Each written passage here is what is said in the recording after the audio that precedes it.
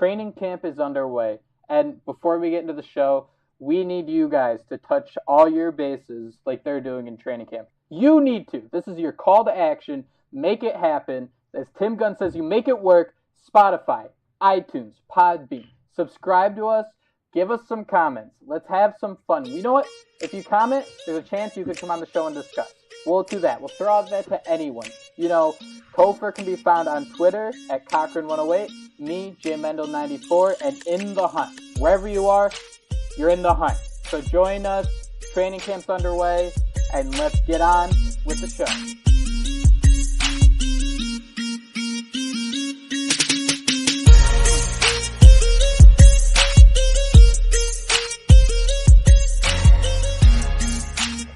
And we continue with week 8 of In the Hunt podcast. My name is Jake Mendel, joined by Topher Cochran, and joined by the one and only employee of In the Hunt, Joshua Houtz, featuring a beard net and a hair net. How you doing tonight, man? I'm doing great. Thanks for having me again, guys. And it's true, I'm definitely wearing a beard net. Still got my hair net on. My hair's up in a man bun. The devotion I put into In the Hunt is second to none. You are labeled our fantasy and Madden guru, but we wanted to have you back today for a very, very fun subject. And I don't even think you knew what you're getting yourself into. So can I get your film breakdown of what on earth happened with Miko Grimes? All right, well, first when you said I don't know what I'm getting myself into, I thought you were going to, she was going to come on and, jump me and just start going off. So I thought maybe you had we should have done that. Damn it. Yeah. That's something I do not want to ever have to deal with. But really all I did was, you saw Britt McHenry of Fox News came out and she spewed off some things about our quarterback, Ryan Tannehill. She said that there's, 5 athletic women that she can name that would be better quarterbacks. Complete bullshit. But anyway, I sat there and I'm like, should I really put this article up on the Finsider? So I did. But at the very end, I put, it's official, Britt McHenry is Miko Grimes' burner account. And I don't know what happened. I don't know how she saw it. I did go to look up Miko Grimes when I made that Game of Thrones gif, and the first one of those news articles that popped up was my Finsider one. So I don't know if maybe she was searching her name or what it was, but that absolutely triggered her. And then you saw the tweets that followed. She called for Omar Kelly to point me out at training camp. She called me a beat writer, which was pretty cool. But then she followed that up with calling me an ugly ass. So, I'm not the most attractive person in the world, but I won't consider myself ugly. So that was a little bit hurtful. But overall, the whirlwind that came from that, I think I got like 200 followers because of Miko. Like you said, it was this huge deal, and it was something that I didn't even try to do. It was something that was completely unexpected, and it just goes to show you, man, Twitter's a great place, but Miko Grimes, she's pretty damn crazy. Yeah, how are you recovering from all this? I'm just very concerned for your well-being. Yeah, I do when I go outside, I just think, what's going to happen if I just get, capped? I just come up, this is like Biggie Tupac, and Houtz just dies because of, a one-liner on the Finsider that you didn't expect anyone to read. It's been crazy. I don't know, man. I just keep checking every now and then because I've been blocked by her for a long time, but I just keep checking to make sure it says account suspended because as soon as she comes back, she's coming for my ass.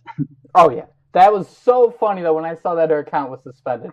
Because she just got so riled up, and it is the funniest stuff in the world to see people mad on Twitter.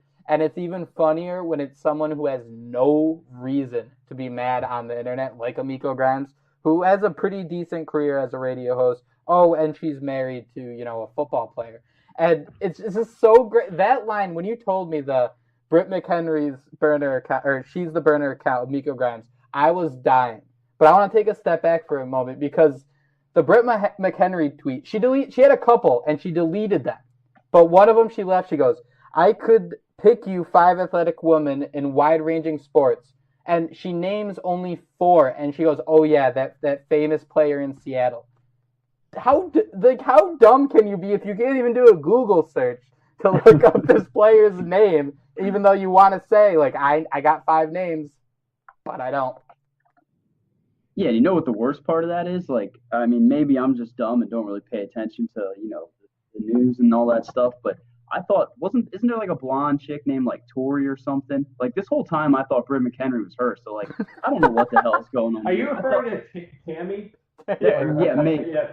God, yeah. I know exactly who you're talking. Yeah, about. everybody calls her by like the wrong names, and she's another one that just gets triggered on the internet all the time. It's freaking great. Yeah, so I thought I was referring to her this whole time. Then I saw her profile picture, and I'm like, no, that is not her. I mean, I don't know what the hell is going on. All I know is there's not 5 women who, I mean, no offense to women, but I don't think you can name 5 women that can play quarterback as good as our guy Ryan Tannehill. Uh, I don't know, man. It was crazy. She went back. She must have been completely drunk or high when she said that, because she went back and deleted those things real quick. The only two I think I'd maybe take, just out of full blown respect, is Serena Williams and maybe like Brittany Griner. They are probably the two female athletes that you could say, yeah, okay, if they practice football, sure, they could probably be pretty damn good.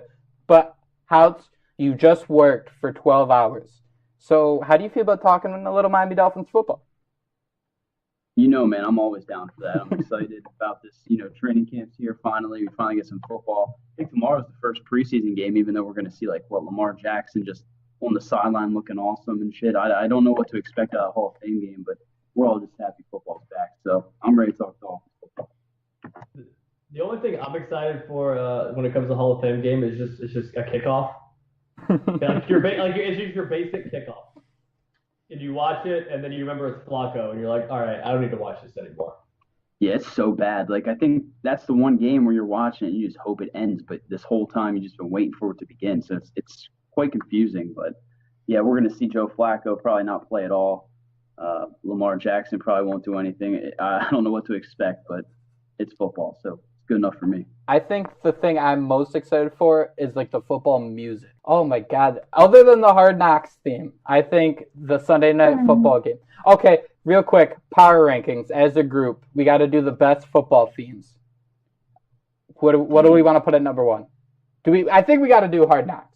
I think Hard Knocks, because I'm just thinking about that in my head. That bang, bang, bang, bang, and they slow-mo it and shit, and it gets me jacked up every time.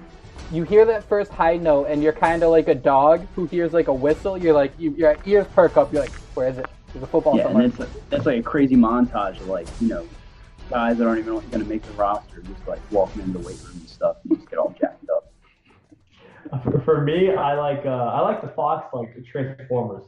Yep. Yes. Fighting, just doing nothing and just being robots, breakdancing. Oh, it's great. That's it. That's all Fox I like. It's Fox. And, we Dolphins don't have a lot of games on Fox. If they do, it's because they're probably playing a piece of crap NFC team. So that's why they wouldn't be. Let's be honest. They're a CBS team, and when they play a crappy Dallas team, they're on Fox. Something went terribly wrong. I'd agree with that. Though. That robot's sick. Oh, dude, the robot's the greatest because every holiday, it's like, okay, here's Halloween. Let's make the robot look spooky. Oh, yeah. Thanksgiving. On Thanksgiving, I better see that robot near a cornucopia, or I am gonna write a strongly worded letter to the robot's eating a turducken. Yes.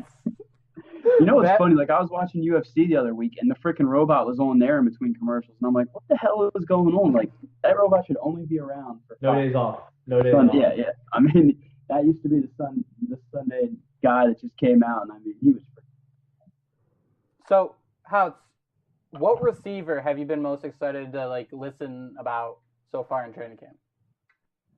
Oh man, that's a good one. I mean, I want to say Danny Amendola, but I mean that guy, he's going to get hurt at some point this year. He has to. Devontae Parker, I don't think the hype's really there this season. I know we talked about him on a former show, and I mean he's a guy that every year he's supposed to do big things.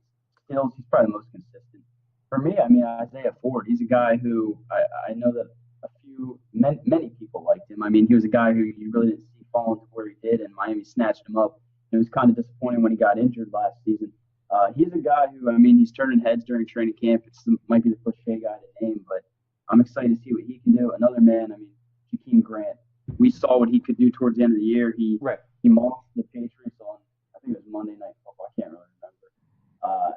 He looked the part of a guy who, could play on the outside despite his size. So Jakeem Grant, what he can do with his speed, I'm excited to see him. And another guy, he said name one, I'm naming three. Albert Wilson. I mean, what he did at Kansas City, I expect him to do pretty big things. You hear him getting handoffs from Tannehill. That's pretty awesome. I think this offense is going to be fun to watch. So if I have to name one, I'll go with Jakeem Grant just because of his speed, and that's something that very few players have. To kind of sit on that for a second, explain to me the difference in the play style of Isaiah Ford and Jakeem Grant. Oh man, I mean, for me, I think Jakeem Grant, what he can do, he takes those bubble screens. He can take it to the house every time. Isaiah Ford, he seemed like he was a little bit more of a big play guy down the field. He could run all the routes, but ultimately he seemed to be more of a possession wide receiver. So for me, Jakeem Grant, I mean, he goes out there. He's got that Tyreek Hill in him. He's that guy that can just break free at any moment. He seems to be able to do it all, whether it's going inside and cutting outside, making that deep play, taking that screen like we saw in Kansas City and just trucking through 3 or 4 players. Right. So for me, I think that's the biggest difference. I think Jakeem Grant, he's an explosive player who, I mean, you can look at 32 NFL teams and he might be one of the, top 10 players that can do what he can do if he's given that chance. So I'm excited for that. Isaiah Ford, he just seems to be, in my opinion, a little bit more one of those guys you can rely on, on third down, a little bit more consistent, more of a possession guy. So that's where I see the difference. Now, Jake and Houtz, I want you guys to answer this for me. Can No. someone explain to me the hype train with Isaiah Ford? Like I've never gotten it. A 7th round pick. Like I'm looking at it right now. 7th round pick 237. Can someone just explain to me why there is a hype train around this guy? You want to tackle this, Houtz, or do you want me? Here, I'll start it, and then you can fill in the holes. I just don't. Start it, and I'll finish it. You can be the starter. I'll be the closer. So I believe the issue with him was always injury concerns, and I think he was supposed to be 3rd or 4th round pick with a little bit of upside. And the way Houtz described him, he's kind of like this Jarvis Landry type. Obviously, that's a whole discussion. We're not going to get into that discussion, but a slot receiver, I get, for the sake of this argument. So when you add the injury risk to that, you don't want to take a guy that high. So now that he's coming back, he's officially in diamond in the rough territory. Okay. That I think is the big reason why everyone likes him so much. Yeah, and I know Kanata. I mean, I know he has his tweets protected now. He's one of those guys. No, he unblocked it already. He's back public just already. All right. Well, if you go through his thing, I mean, I think he compiled some lists of different draft books that he purchased last season. And I know Isaiah Ford was like consistently from like rounds, I want to say 3 to 7 was like consistently the best player available when he compiled all those draft guides. So I mean, he was a guy who was highly touted, and like Jake said, the biggest thing was his injury concerns. So I mean, he's a guy who keeps turning heads. I think he did a little bit last season. Definitely is doing it this season. But he seems to be that possession guy that you can rely on when things get tough. And I mean, he's wearing a red shirt out there, and he's doing more than Leonte Carew, who I used to have a man crush on. I used to get chub every time I heard his name. So I mean, you got a dude wearing a red jersey going out there and making plays. He has the potential to be something special. So Houtz, we mentioned this. You worked all day, and the one thing you missed today that I'm up in arms about, Topher is just kind of about it, but why the hell are we letting Cameron Wake level Ryan Tannehill? Did you see that? I did hear that Tannehill got hit, and then I saw something about Cameron Wake. I did not know it was Wake that hit Tannehill. That really happened? It really happened. Factual facts. So the guy that got destroyed, and I know Topher likes when I say his knee turned to applesauce from a pothole in training camp. You just let the baddest dude on the planet take a shot at him. That's crazy to me. I mean, what the hell was Cam Wake thinking, and what did the coaches do after it happened? I think they kind of just played it off. All I remember hearing is Tannehill got up slowly, and then nobody talked about it anymore. Cameron Wake must have paid off the beat writers. That's what I'm going with. Classic bribery. But yeah, that's huge. But we're one Cam Wake hit away from David Fales. I mean, let that sink in. I was gonna We're say also one Cam Wake injury from Charles Harris. Who do you feel more confident about now? Huh? I'm just saying. Who do you feel confident starting? Charles Harris or David Fales? I'd rather have Charles Harris. So cut Cam Wake. I'd rather have Andre Branch in there. I'd rather have Andre Branch in there than David Fales. I think they should just cut Cam Wake right now. Make a statement. We Make cut a statement. Sue. We're still He's dirty. the one. I think Wake is the one guy where it literally falls in place where, all right, he's a veteran, we're not going to do anything about it. But if Charles Harris did that, chaos would break out. God, he was traded yesterday. Yeah, he would have been traded already. And Yeah, I you're think right. it bothers me because Cameron Wake has a history of hitting Bryce Petty. Why not let him get all his energy out sacking Bryce Petty? Why does it got to be Ryan Tannehill?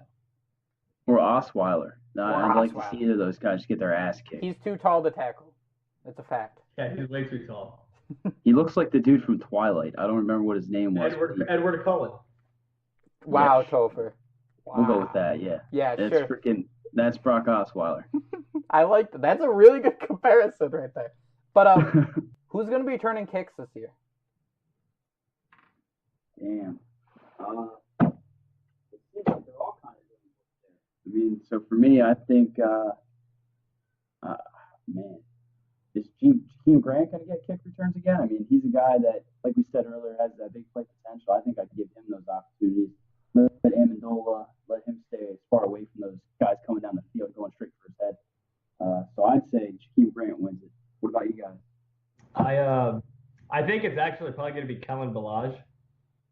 Not bad. On I kick didn't even think of return. that. He fits the profile. Drake did it his rookie year. Balaj, as far as punt return, I think it could be Jakeem Grant also when Danny Amendola, depending on the situation. I think Amendola is a just 100% fair catch guy. Like he's fair catch guy. Like he's just there to not screw it up. Because I mean, Jakeem Grant, for as explosive as he is, he makes a lot of dumb decisions on special teams. For sure. Yeah. You know, and so, and I would shock me if Jakeem Grant is also on kick return, but he's the guy where he would get it like 10 yards back and still return it for some reason. Oh, that's brutal. Take it out with 7 before getting tackled. Yeah, that was my issue with their special team. So I think they have their guys when they want like safe stuff, and when but Balaj to me is the easy target just because of if he's that good as a rookie and he can't get snaps on offense, put him on special teams and see what happens. But how do you think they can keep 5 wide receivers if they don't have one returning kicks? Say if they use Balaj, wouldn't you have to cut or practice squad either forward or I guess you can't with Grant, but wouldn't Ford probably lose his spot if he's not returning kicks?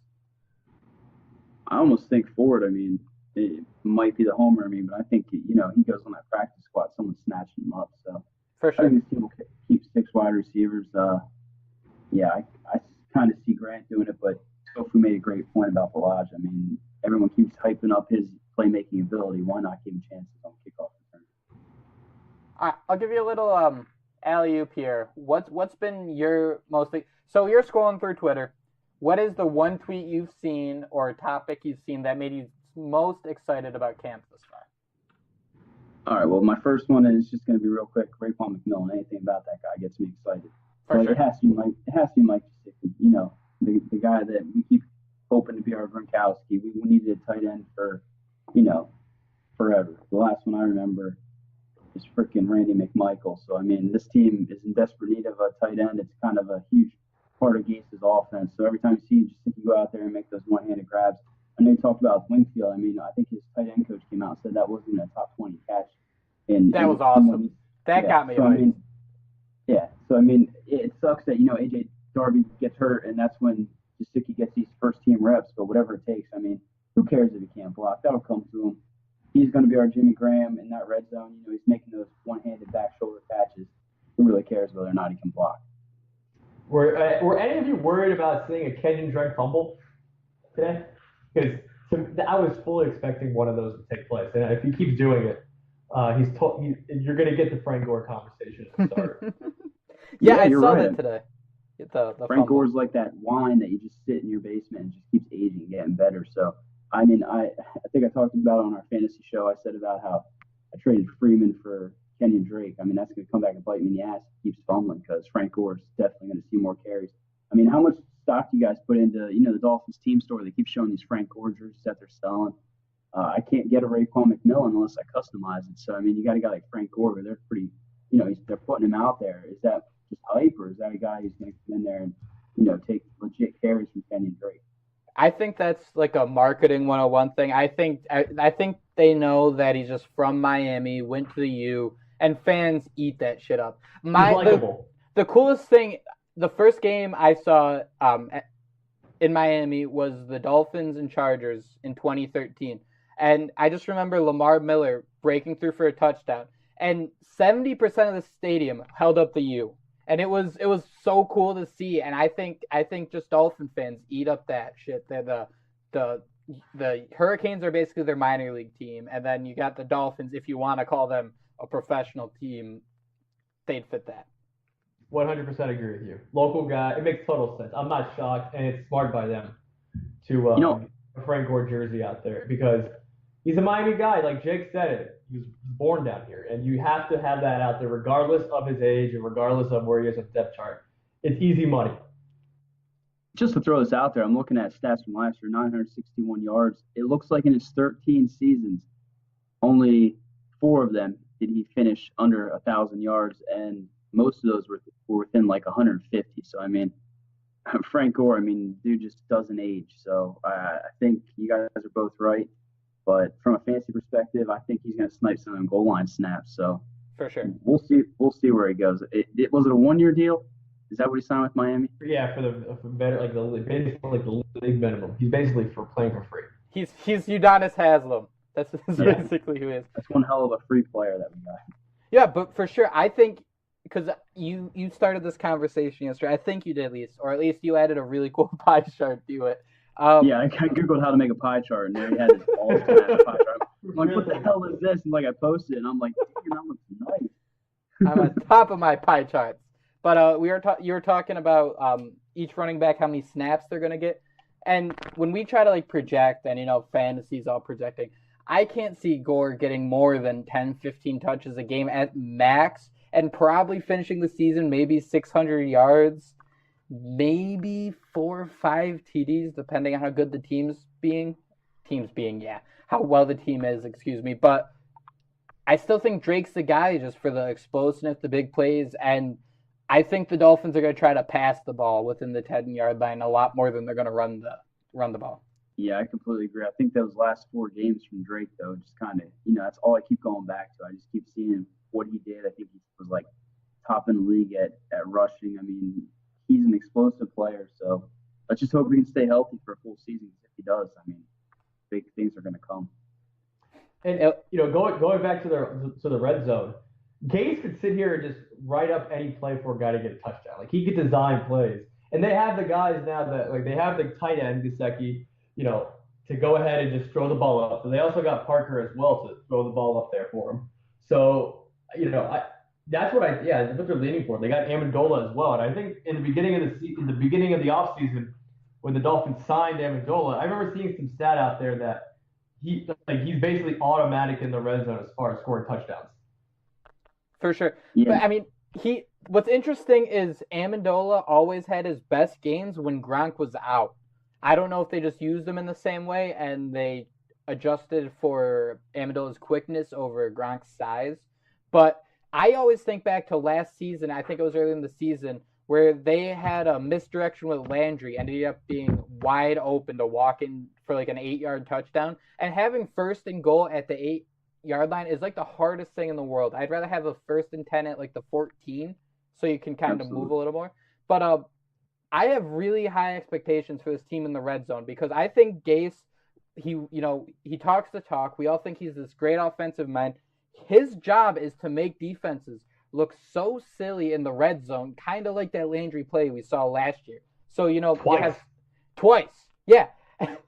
So when you have, Gesicki on the outside, Amendola over the middle, there should always be one guy wide open. You're absolutely right, man. And I mean, that's why we have Adam Gase as our head coach. That's why we're all excited for this team. I mean, the weapons are there. Let's just see it all come to fruition. In Gase we trust. Hey, Topher, I want you're going to do a little memorization for us. Can you tell everyone what our Twitter handles are? Right now, mine is at Cochran108. Subject to change. As Subject to always. Yeah, always. Are you going always. to change that? Because you always say that, or is that something that you... It's simple. I keep it simple. Keep it simple, stupid. Jake is at J Mendel 94. Are you going to change that, Jake? Not yet. Well, unless I'm born again, then I'll probably put that year instead of 94. So until that happens. And Houtz is at Houtz, Houtz. Am I correct?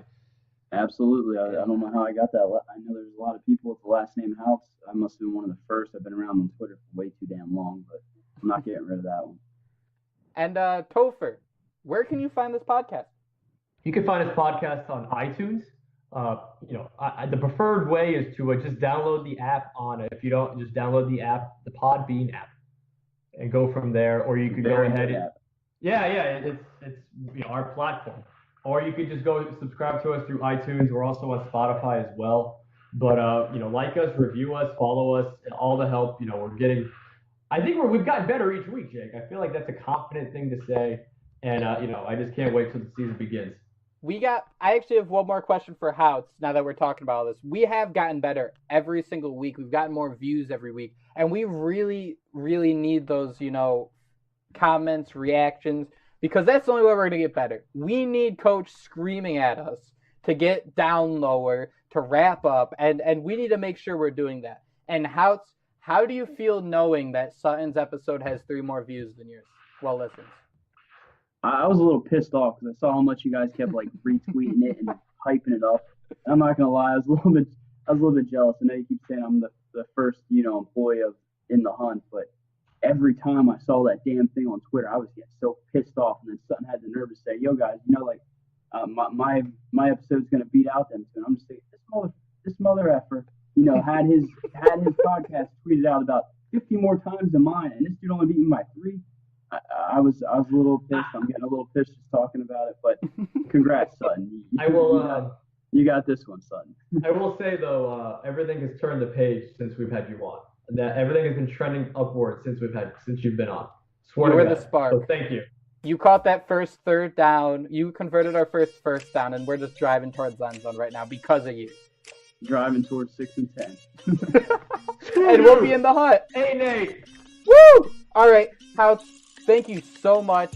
It's always a lot of fun. We're going to have you back. We have something big planned for week 1, but we're getting ahead of ourselves. We got training camp. We got preseason games. Football's back, boys. Things up. Things up. Thanks, guys.